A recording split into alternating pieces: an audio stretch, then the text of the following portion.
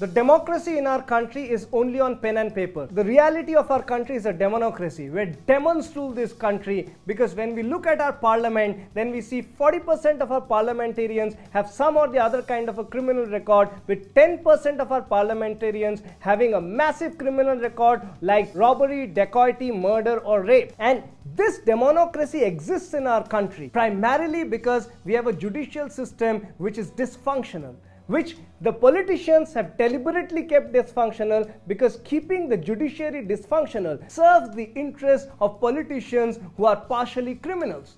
And these politicians do not want a good judicial system to exist in our country because it serves their purposes. The lack of a good judicial system makes a country criminalized and it ruins the democracy.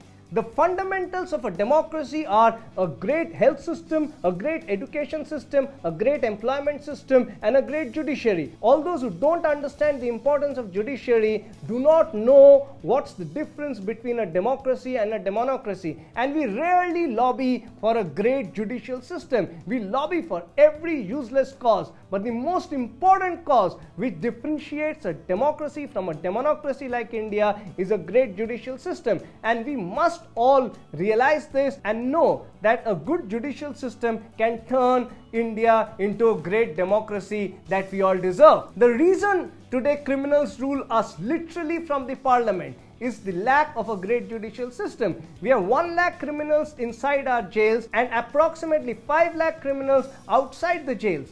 And inside the jails, the 1 lakh criminals who are there, 80% of them are under trials, who are often inside the jail for more than the term that they would have got as jail term in case they were found guilty. And the past record shows when the judgment comes, the judges find 82% of the under trials innocent. And that is shocking. That means basically inside the jail we have innocent people languishing for very often more than the number of years that they would have got punishment in case they were found guilty, and their only crime of these people inside our jails is that they are poor. This judicial system of our country is pro-rich. It sees to it that the rich can employ costly lawyers who know how to play around the loopholes of our very many outdated laws, and they know how to manipulate the entire legal system and protect their rich clients. That's the unfortunate reality of this country. Today it is being said that corruption is top of the mind for Indian people. Of course it has to be top of the mind, at least for the better of Indians who have food to eat, who have got access to education and employment. For them,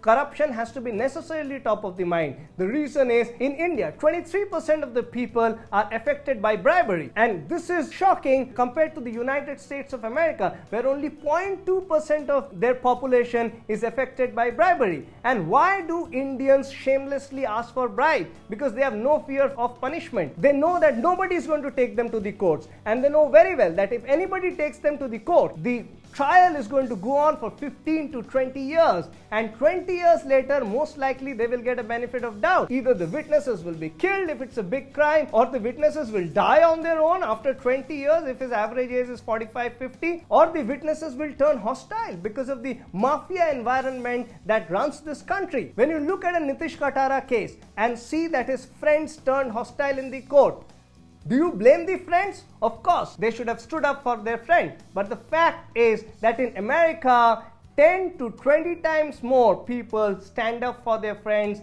than when compared to India. Because in America, the number of judges per million people is 10 times more than the number of judges per million people in India.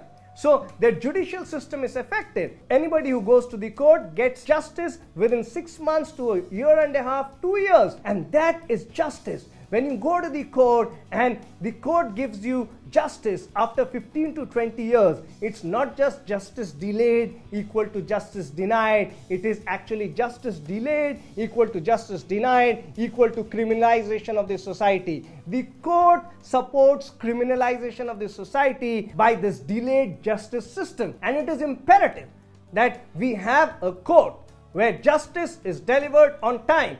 And for this, we need about 1 lakh extra judges to be employed over the next 5 years, so that the backlogs slowly and steadily disappear in the next 5 years, and the new cases are given justice in a short duration of time, so that every criminal, every bribe seeker before seeking bribe is scared. He knows that if I seek bribe and somebody takes me to the court, I am going to be punished within 1.5 years. And even if I get benefit of doubt, somebody else will take me to the court after that, and I will not escape it next time. So in 3 years' time, my reign of bribery is going to get over and I'll be inside the jails. Instead of that, today, everybody knows that, oh, court, nobody is afraid of it. 15 to 20 years later, I'll be punished and most likely I'll get a benefit of doubt. And then if somebody else takes me to the court, another 15 to 20 years, by then I am dead and gone. And that is why nobody is scared of our judicial system. And this dysfunctional judicial system suits the majority of corrupt and criminal people who run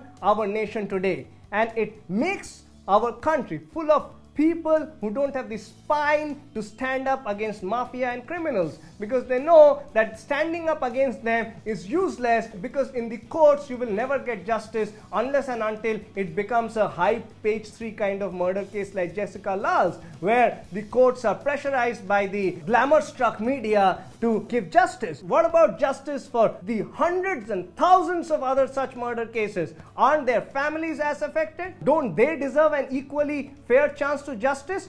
Or does it mean that if you're poor, you should not get justice in this country, and if you're rich, you should get justice in the country? If we want to change this country from a demonocracy to a democracy, then the first thing that we must all come together and lobby for is judiciary. If we need a working democracy, we need to have a great judicial system in our country so that our minds are without fear and our heads are held high. In our country, justice is just an illusion, just like democracy is an illusion. Instead of democracy, we have demonocracy, and similarly, instead of justice, we have got injustice. You have an illusion of justice till you are affected by crime. Let your 25-year-old daughter be kidnapped, raped and murdered, and that day when you go to the police, when you go to the court, you will suddenly realize that the entire illusion that you had of a democracy with a judicial system is completely shattered, and you realize that you're living in a democracy where the judicial system is completely dysfunctional, because going to the court is a process of self-harassment. You go to the court year after year after year. For 15-20 years, you keep going to the court seeking justice. And in these 15-20 years, very often you die while seeking justice for your daughter's rape, simply because the courts give delayed justice. In any good democracy, the judicial system is such which gives justice on time, and people are not fearful of going to the court. They can fearlessly take a criminal to the court. They can fearlessly take a bribe seeker to the court. And what happens eventually is, not just a Shayan Munshi doesn't turn a hostile witness, not just Nitish Katara's friends don't turn hostile witness. At the first place, a Nitish Katara or a Jessica Lal don't get murdered. At the first place, a Manu Sharma doesn't have the guts to take out his revolver and shoot somebody, because he knows that he's not going to get caught free. He's going to be punished by a court which works. He has to be on the run like a criminal for the rest of his life. And that's the way you can stop criminalization in a society. That's the way you can stop bribe seekers from seeking bribe in a society. The way is not telling your children, be moralistic, don't lie, don't give bribes. Because giving bribe or not giving bribe is not about individual morals. Giving bribe or not giving bribe is about the country's judicial environment. When your house is on fire and a fire brigade man has come, and he's not using his fire extinguisher but standing there, and he says that, well sir, the machine is not working properly, and the second man gives an indication that give me 5,000 bucks and the machine will start working. What do? Do you say that let my wife and daughter burn inside the house, I will not give 5,000 rupee bribe? You give the 5,000 rupee bribe, because that's the system of our country, because you know that this man can never be punished. If you want to live in peace, you give bribe. You give bribe not because you don't have morals. You give bribe because the judicial system is dysfunctional and it makes you a partial criminal and a bribe giver. When you give bribe, it's not always your fault, because the judicial system is dysfunctional and you have no other option. And the truth is that in Uttar Pradesh today, there are cases being reported where the fire brigade doesn't come and start dousing off the fire. It first takes bribe and then starts doing its job. And this is what dysfunctional judicial system takes a country towards. It changes a country from a democracy to a total democracy which is ruled by criminals, mafias and bribe seekers.